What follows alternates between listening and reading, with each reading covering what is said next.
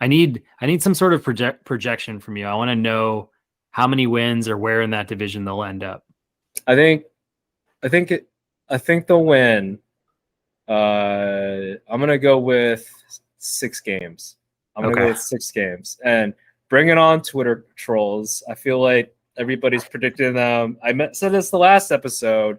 They're not that fucking good. Like I don't know where they're like unless somebody's has a bet that that Eberflus is going to win like NFL Coach of the Year. He's this genius, this extreme motivator, which he seems like a great guy, but I just don't see them winning with this roster that many games or 10 games or more or whatever. So, yeah, I'm thinking 6 games, but what's your take? I'm probably going to go with like 4 wins. I think this is going to be a really bad football team. And when you were talking about trolls or whoever in Chicago was like hyping them up, I was like, man, you must be talking to some really drunk people or like some people that are just a little bit out there, like Bear fan wise, because I was kind of just seeing what they did last year with the pieces that they had, and it was still an extremely underwhelming season. It's like they did nothing but, in my opinion, lose, or they went to the draft well, which we were, little critical of just out of need. But I mean, I think we're excited about what they brought to the secondary. It's just like this is also year one for those kids, so it's like if that's one of the strengths that they're going to tout going into the year, with Justin Fields, who unfortunately, as much as I'd love, and I think there is talent there. I think that's somebody who we can look forward to. But when he has really not a lot of guys to look to, I mean, if Mooney has a breakout year, I'll be happy about that. Maybe Komet can be respectable. Montgomery's back there with Herbert. I think that's a nice pairing, just to like kind of bail him out a little bit. But this is like a full development season for me. I think that actually the lower the amount of wins, maybe the better for us, just to kind of like continue to build into next season. And hopefully they start shelling out that money that they've been kind of, holding in reserve here. So, I just don't have a lot of faith. And, it's not that any of the other teams in the division are really like scary. I do think the Lions, going into the year, I don't like their defense really whatsoever, but I do like what they've been doing on the offensive line. I do like some of their, playmakers. I think they've got a really nice set of wide receivers, a good tight end in Hawkinson.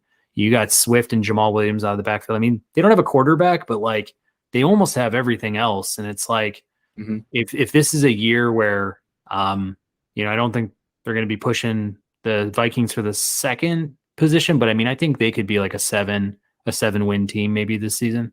So it all remains to be seen, but I just don't have a lot of faith.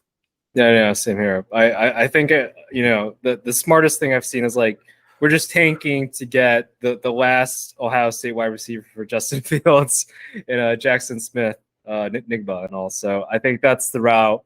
I'm happy with that. Let's just go that route. Pair him up with Darnell Mooney. I think that'll be great going forward. Maybe draft some more offensive linemen or something like that, or more defensive talent. So I think that's the best route to go. Yeah, it is year one, and it's not to say like I don't like the Bears, or I mean, I obviously like the Bears, but it's not to say I don't feel optimistic about the future direction. It's just that the Poles came in with not that much draft capital. He wants to build the draft. That's how he does. That's how he knows.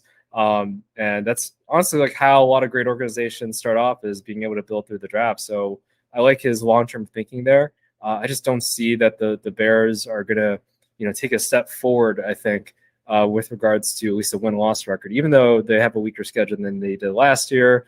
And obviously there's a new coaching regime that's coming in. So I just don't see it there. But, hey, I'd love to be wrong. I would love to be wrong and have us, go to the Super Bowl, win 13 games, go crazy. So, yeah.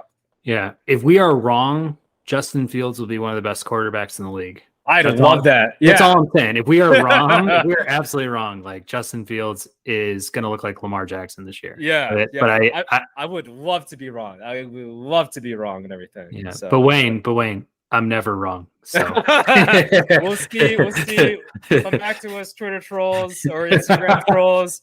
A year from now, let's see what happens. And give us hell. So all right, sounds good. Well, I think that's a wrap. all the coverage in the world over all the divisions, players, awards, everything else, even Super Bowls. So looking forward to a fun season. And, with the Ball and Breakfast podcast, I'm Patrick Miller alongside Wayne Pua, signing off.